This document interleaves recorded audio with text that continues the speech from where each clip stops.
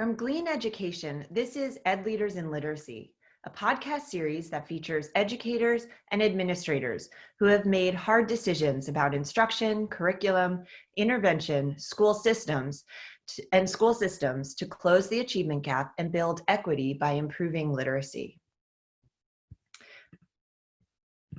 I'm Jessica Hammond, founder of Glean Education, and on the show today is Hilderbrand Pelzer III. He's an award-winning teacher and school leader with 3 decades of experience in urban education. He's the author of the book Unlocking Potential, Organizing a School Inside a Prison, and a speaker whose TEDx talk, What Incarcerated Youth Can Teach Teachers, addresses issues of reading instruction, educational equity, and illiteracy in the juvenile justice system. Mr. Pelzer is a thought leader and activist who is raising awareness about educational inequities and the strategies for fixing them. Mr. Pelzer, it is such a pleasure to have you here today. I've heard so much about the work you've done, and I'm thrilled to be able to share it and hear more about what you've done. So take us to the beginning and tell us a bit about what brought you into education in the first place and what fueled your passion for supporting disadvantaged youth. Absolutely, and thank you for having me. I come from a family of educators. My mother and father, both educators. My mother, in fact, is a retired principal. My father is a retired guidance counselor. And so education has always been a part of my life. Even going through high school and college, really wasn't sure what I was going to do, even though I knew education was something that I could do or I was familiar with. But when I came out of college, I graduated as a health and physical education teacher, and I took on a job at a juvenile correctional facility for health and physical education at the time. But it was in that setting that I was exposed to some learning disabilities, literacy concerns, and just seeing the educational environment from a perspective of incarcerated youth, which got me to really think about maybe what I knew about from my parents was something that I should be doing, which is education. And I eventually made a decision to go back to school for education, administration, and pursue a career in leading a school. And that's how I got into this profession, really through the exposure of incarcerated youth. And since I haven't looked back, I've served as a teacher, assistant principal, principal, worked at the district level, currently still a principal at an elementary school. And so this is something that I'm very passionate about in trying to bring equity to issues and help coach up teachers and just really make education what it is, powerful. So bring us back to that first experience of working in the correctional facility in Philadelphia, I believe. Tell us, kind of lay the scene for us and some of the things that you started becoming aware of when you were working there. Yeah, so I applied, it's interesting, I applied for that particular job because I needed a job. And so they were looking for a health and physical education teacher. I didn't know anything about incarcerated youth or juvenile justice other than what I read or heard. And so I was invited to interview. And it was a place, a state facility, one of 9 across the Commonwealth of Pennsylvania for juvenile males from across the Commonwealth of Pennsylvania. And the place is barbed wires all around, wired fences, that type of thing, really secured environment. And I interviewed for a health and physical education position. And still at that time, really didn't think too much of it other than I needed a job. And really, that's being very transparent. I just wanted to work at that time. And so I got the job. I was teaching health and physical education. I was coaching. I was learning about education with my colleagues who were math teachers and science teachers and social studies teachers. But it was an experience where the principal of the school, who in fact was a mentor, and he was a physical education person. So I always knew, wow, you could be a principal coming from the physical education background. But when on days that he was absent, the assistant principal, another fine gentleman, and both of these gentlemen had passed on since. So they're mentors that are no longer around, but their mentorship still stays with me today, would invite me to help him look over the classes. And really, that's all I did. I just looked over the classes, walked around the building, made certain nothing happened, because remember, it was a secure facility.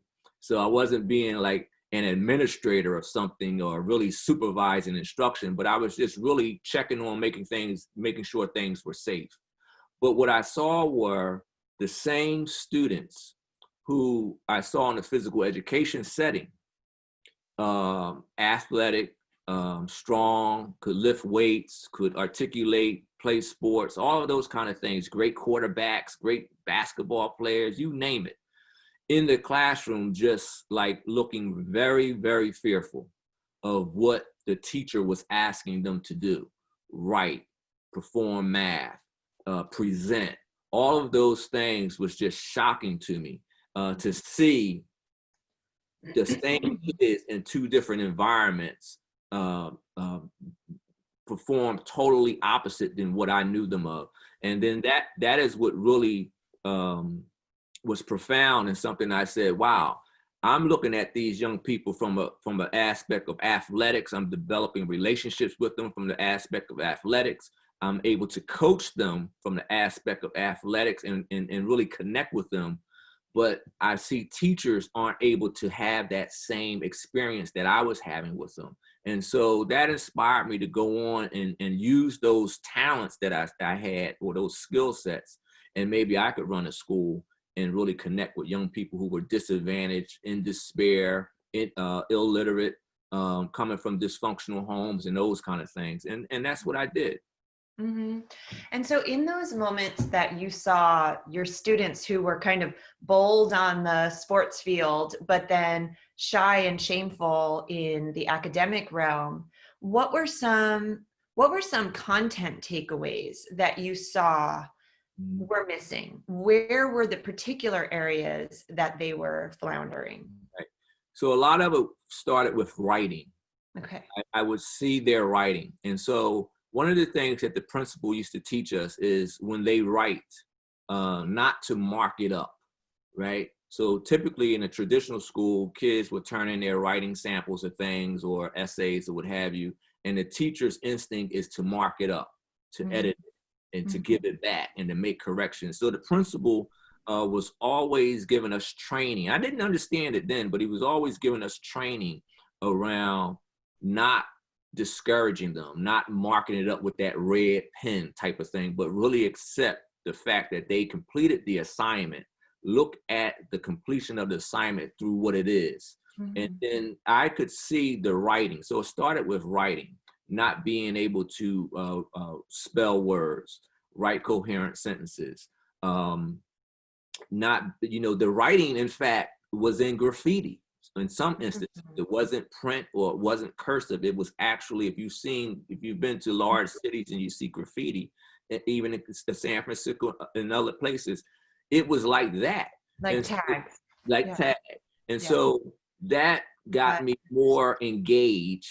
And then I learned through talking with my colleagues that they didn't know their letters. They didn't know sounds. Phonics was really not something that they were knowledgeable about. Syllables, large words with multiple syllables, and all of those things. And so that's where it started. It was the literacy that grabbed my attention. And then everything else from there, I could understand why they weren't performing math, why they weren't doing well in social studies, or why they weren't doing well in science. And I connected that with the athletics again, because athletics was just physical skills. Take the ball over here, then I want you to make the cut over there. The ball is going to come to you over here, make the cut to the basket, right? They could hear me say that, and they could do that, and it could happen. But when it came to them actually writing things, they couldn't. So that was the distinction. Yeah. And in other words, you knew that they had the cognitive abilities. Those are pretty complicated tasks. So you knew they had the cognitive abilities to raise to these challenges of academics, but clearly there was a gap where they either weren't supported with it or somehow missed that instruction. Because what I'm hearing is a large group of students who were significantly below grade level, not even knowing their letters or their the ability to read and write. And what age ranges, remind me, you were working with? This is under 17. So we're looking at between the ages of 13 and 17. Okay. Yeah. Yeah. And so that's a pretty glaring thing to witness. And what were some of the things you started thinking about how they got there without that knowledge, and in what ways could we improve their school experience before prison Right. to enable them to read and write at Right. 13 through 17? Right. So one of the things that I did, in addition to really talking more with my content colleagues. So again, I'm a health and physical education guy. I'm thinking I'm going to be a big time athletic director or a coach or a general manager. In fact, I had started going back to school, Temple University, for sports management at the time. So teaching wasn't something long-term for me. It was just, okay, I got to go back to school. My parents weren't paying for it. And so, but I started being a part of, and I was a part of, but really understanding what a professional learning community is really about, the Principal Holden PD, professional developments, beginning to be a part of workshops around math and workshops around literacy and those type of trainings I began to get exposed to, and really talking to my colleagues and hearing from them what they were hearing in the classroom. But what I would also do is at lunchtime, it was a secure facility. So all of the teachers would go out to restaurants and things like that. There was no like teacher's lounge or that type of thing. And so we would go out to lunch. But from time to time, I would stay in with the principal, and I would sit with him and just talk to him about what I was seeing on days that he wasn't there. Because I wanted to get his perspective. Like, are you seeing the same things I'm seeing? Because this doesn't look like this is going to turn around anytime soon. Like, this is really bad. And so I wanted to get his perspective. Again, he was a physical education guy who was a principal and now is running this education organization. And he would, day to day, we would talk about the different challenges and how he selected his teachers and why he selected the teachers that he selected, and what skill sets those teachers brought to the table. And then I started to see the connection about organization, teacher development, the right fit. And so those conversations kind of guided me from sports management to education administration. I talk a little bit about it in my TED Talk about how I made that transition. But what I didn't say in my TED Talk, because this story is like really my leadership story, in staying inside with him and learning so much with him, one day he said, "You sound like you would want to run a school." And I said, "Yeah, that sounds pretty interesting." And he said, "Do you want to run a school or do you want to run a gym?" And it was shocking me, because I was like, is he like insulting me? Like that I don't have a vision or a purpose? Like, he said, "Do you want to run a school or do you want to run a gym?" And running a school just sounded so much better, and that I could do more than just running a gym. And the way he put it, really, he was urging me and pushing me to do more to help the kids, because just as he was telling me how he selected the teachers, he also selected me as a teacher. I never really understood why I was selected as a teacher. For me, I just needed a job. But he saw something in me, and the students who were a part of the interview process saw something in me that made me become a part of that community. So interesting. One of the articles on your blog talks about the things a teacher needs to be successful in prison, which is very similar, you say, to the things a teacher needs to be successful in any classroom. Demand respect, but provide respect. Show that you're curious, make a safe environment, all those things. And it's really interesting to hear that about the selection process. And I think also it seems like you understand one of the elements that you mentioned in this blog also is deep understanding of content. Know what you know, be able to apologize if you do it wrong and start over again, but know what you need to know. Excuse me. So what did you learn about literacy that teachers need to know, and what are the implications for teacher preparation, so that we can bring teachers who know how to prevent this kind of student academic failure and support students moving forward in the prison pipeline and outside, all students? Right. So that early part of my career was really the exposure to education and getting me to rethink my career pathway from sports management to education.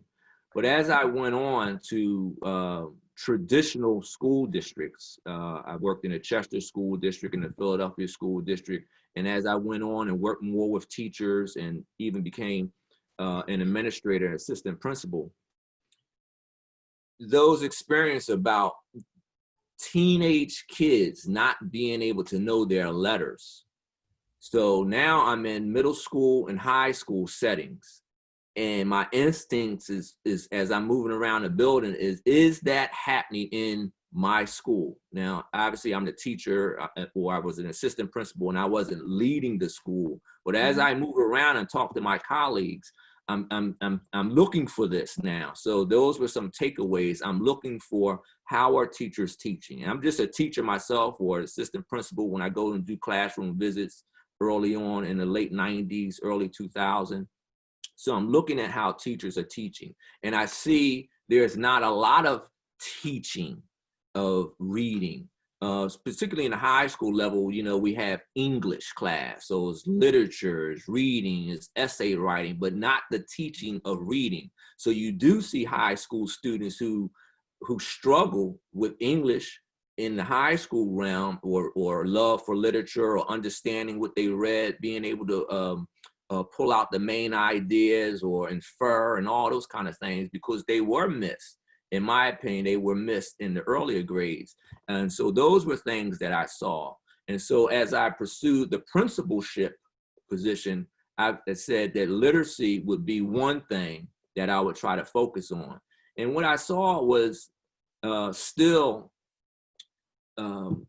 more programs to teach kids how to read, right? Computer programs or this curriculum or that curriculum, but not, and they were evidence-based or research-based. They were those type of things. So school districts would engage with that and buy that and train the teachers on that, but not enough training of teachers on the elements of when Hilderbrand's phonemic awareness is not where it should be. What are you going to do about it specifically and explicitly?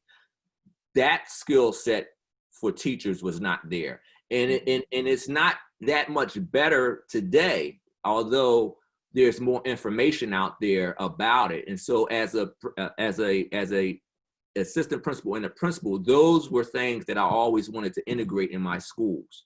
Are we helping teachers or exposing them to what, when we talk about the sight words or the development of words, you know, and we put those words on the wall for the little kids and we do 3 to 5 words a week and all of that kind of stuff. Do the kids really know what that word means? And if they see it in a sentence or they see it somewhere, they can tell you what it means. And so that all those little nuances I wanted to really focus on. And it was really the experience of the incarcerated youth that has motivated me to really look at the work that I do in the way of literacy. Was it a shock to you to go through a secondary classroom and see that the difference in the amount of students that struggled with literacy in the incarcerated population versus the amount of students in the non-incarcerated population? And what were some takeaways from disadvantaged youth that end up in the prison pipeline? Right. It didn't shock me because the difference was you had students who were incarcerated and students who weren't, but they were the same students in the sense of from the same neighborhoods, the same interests as young people. You know, it was just a group of students who engaged in criminal activity. They were incarcerated. You may have some students who didn't engage in that, but they were from the same neighborhoods, went to the same schools, same exposure, that type of thing. But it was really when I became a principal in 2000, it was the same time of No Child Left Behind. It was the time of George Bush. Rod Page was the U.S. Secretary of Education at the time from Houston, and it was that No Child Left Behind push. And it was the fact that at that time, data was important, right? Mm-hmm. Data has always been around, but I think despite what folks may think about No Child Left Behind, as a principle, as a new principle, it helped me think about data. And then I could see data telling me that kids can't read, right? Before that, there was really no picture other than what you see, but you still see kids graduating, and you still see kids getting suspended, and you still see kids and teachers doing what they're doing. You still see the honor society, you still see all of these things. But when No Child Left Behind came around, for me, as a new principal, a first year principal, it was the first time that data was strategically introduced to me. Mm-hmm. And I could see now the data saying, hey man, your kids can't read, you know, that type of thing. And that was the high school setting. So you're really at the end of the end of the line, so to speak. And so as my career evolved and I was able to also transition into some alternative settings, the correctional settings, I was really able to use more of what I wanted to do with helping young people learn how to read despite the ages that they were. In your TED Talk, you say something to the effect of, I don't think that correctional facilities literally look at illiteracy rates to make the number of beds they need, but we could say that they can because so many incarcerated youth are illiterate. What would making a commitment to teaching all students high quality literacy, what difference would that make to students who are facing the school to prison pipeline? And how can we break down those barriers by improving literacy instruction? Yeah, and so if I understand your question, what would make the difference or what would help the most? Yeah. Is exactly what I said in the TED Talk. Two things. One, explicitly I said in the TED Talk was we have to get to the teacher preparation programs in terms of what are elementary school teachers in particular, because anyone pursuing education may go through a new teacher preparation program. But if you are definitely pursuing elementary education, then your preparation should include learning the components of reading. And I'm just talking about first step, knowing each one of them and what each one means, and what does developing vocabulary really mean. It's more than just spelling tests, right? What does phonemic awareness and me not understanding syllables and those type of things, whether it's a one word syllable or multiple syllables in a word, like do you really understand what that means? Do you understand what comprehension means? You know, when I was a young person growing up, second, third grade, you know, I can remember my mom being upset with me because I wasn't able to tell the story back or what have you, you know, and that was really comprehension back. You know, I didn't know it then, but that's comprehension. And then, you know, I started understanding what I'm supposed to do to navigate a text and all of that kind of, you know, passages and things like that. So I can remember that. But so in the teacher preparation program, higher education folks have to really dive deep into that. And I don't know that capacity is there. And then what I said in the TED Talk, but not explicitly necessarily, was that this is an elementary thing. It has to happen in the kindergarten to second grade space, right? So that kids in the third, fourth, and fifth, there's no way we should be in high schools engaging, and I don't want to disparage anything, but engaging in guided reading in high school. That is a early literacy experience. Once you hit third, fourth, you should be able to, you may not be reading strong, but you can navigate reading and understand and learn and grow. So in the early grades, this has to be fixed. And so it has to be, what type of professional developments and trainings are we giving teachers? Are we doing it as a whole, right? And one of my articles I wrote, and I write for an online publication, Philadelphia Citizen, and I wrote a story about this very topic with teaching the teachers. And what I said at the end was really, how are we delivering that training? So for funding reasons, sometimes we train individuals in schools, then they come back to the school and they have to turn around the training to everybody, right? That could in fact be you training the principal, and the principal not really understanding all of that, right? But then he or she has to come back and turn it around to the teachers, or you send out some teacher leaders and they come back. That doesn't always work effectively. And so are we training teachers? And you talk about a district, and I know it's tough in a large district, maybe not as tough in a smaller district. And they're hearing this all at the same time. They're unpacking this all together over weeks of time. And then there's some follow-up. So how we train teachers to build capacity for this work is what I was talking about in the TED Talk, about where to raise the instructional bar, because they don't know. And so to add to that, I'm passionate about this. To add to that, every year we get new teachers into our profession. Many of them are not strong or knowledgeable about assessments. Mm-hmm. So there are multiple types of assessments, you know, Ames, Webb, DRA, you know, other types of assessments. And not knowing how to administer the assessments could skew your data, but more importantly, it's doing harm, because you're not capturing anecdotally or so that you can inform your instruction on your next steps if you're not able to implement assessments well. So all of those things are things that would be a framework of ideas that need to happen. Mm-hmm. So tell us a little bit about where you are now and the work that you're doing as a principal these days. Yeah.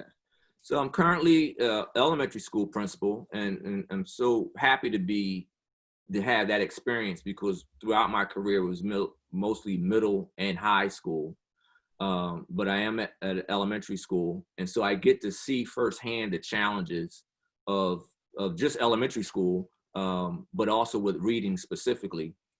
You talked earlier about some of my articles. So in trying to get across the effectiveness of reading instruction, there are other issues that teachers are challenged with, whether that's student mental health behaviors, you know, professional development and trying to turn it around, or working with parents, all of those kind of things. So I do see that part of my work is really helping teachers navigate those barriers. How do you teach a classroom of 30 students in small groups and make certain that the other, if you're working in a guided reading setting and 4 or 5 students, how do you ensure that the other 25 are independently on task, are doing the skill-based curriculum work that you need them to do, and they're little people, right? So it's a lot that goes into that. So I've learned a lot over the years in elementary, and it has allowed me to have that whole K-12 perspective.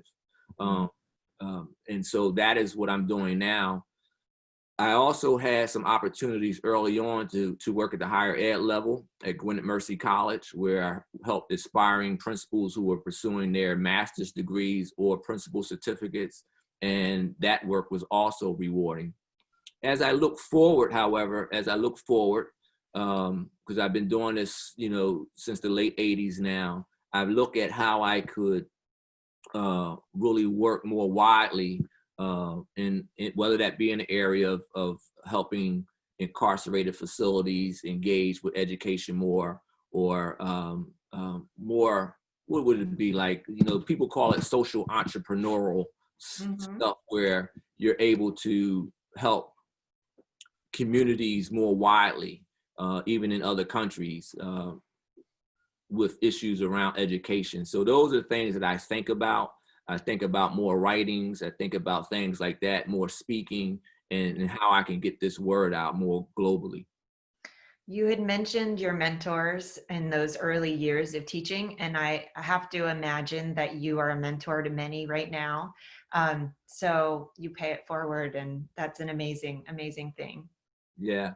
So I enjoy that as well. I look at assistant principals who come under me, and I, should they want to pursue a principal, I want them to do that and be successful because it says a lot about me.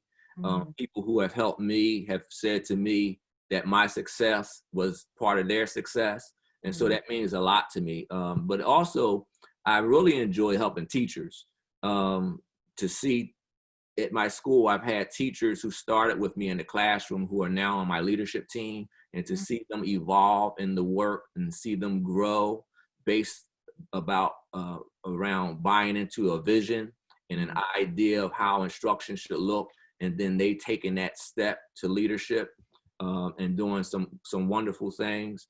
Working with parents at my school, we started a family resource center for our parents. But more importantly, we started a 5-minute learning walk for our parents. And the 5-minute learning walk is an opportunity every month after we have our school advisory council, which is made up of parents.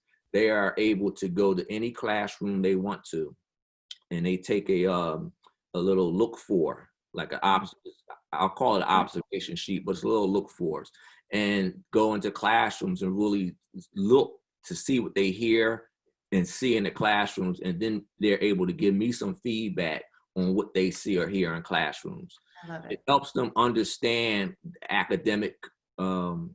component of schools, and it moves them away from any negative perceptions that schools may have, because many times parents only know what their children tell them if they're not totally engaged. So if the child says, hey, something happened on the schoolyard today, it was a fighting in the schoolyard today, or something happened in the lunchroom today, then the parents think, well, that's what's happening in the school.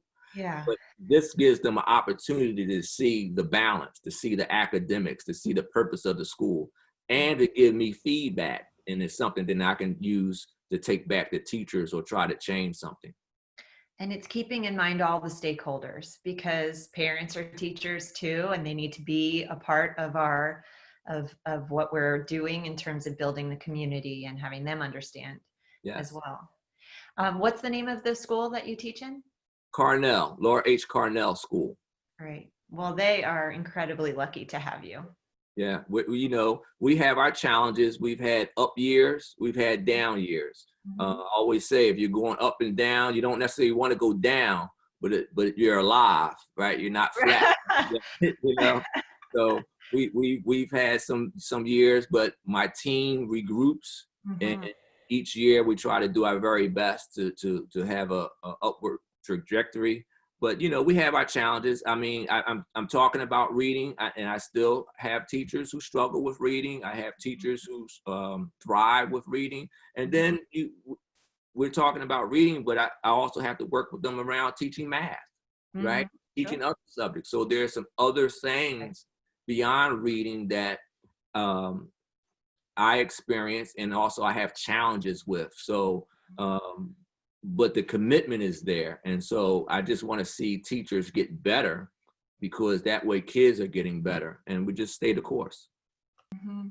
Your whole discussion here talks about and touches upon three of the things that we do in our training at Glean, which is focus on core instruction, making sure that's really good and teachers know about it. Focus on school systems so that the administrators know how to put the people in place that are appropriate for the area, but also the systems, the intervention systems that need to be in place, and then intervention and assessment. That's everything. And if we can tackle those things, then we catch the kids who need to be caught and don't rise to be 17 and not able to read. So, Absolutely. so important. And I'm glad you mentioned the Philadelphia Citizen articles. I urge every one of our users to and listeners to look those up. You have amazing thoughts on mental health and education, and just ways we can support disadvantaged youth and all youth through, positive behavioral supports. And there's just amazing topics to consider and think about as leaders and teachers. And on an ending note, I just want to say a quote that I had heard you say, I believe it was on your website, but you said the work of corrections education is a part of public education that's rarely talked about. And I know that was the beginning of your career working in corrections education. I have to say it was really amazing, a miracle, if you will, that you were taken into that area and it guided your path, because you've done such incredible work. And it's just the beginning, I can tell, about raising this awareness of incarcerated youth, disadvantaged youth, but really all youth, and how we can consider all of our youth as students that need to be treated equally and deserve an education, and that education is life-saving, and how really critical it is. And it's a social justice issue that we all need to get behind. So I personally thank you for all the work you've done. Thank you. If you'd like to learn more about Hilderbrand Pelzer III and his amazing work that he's done as an ed leader and advocate for disadvantaged youth, please visit his website at hilderbrandpelzer3.com or visit him on Twitter at HP3Potential. Well, thank you so much for all you do, and thank you for having this discussion with us today. Thank you so much. I appreciate it.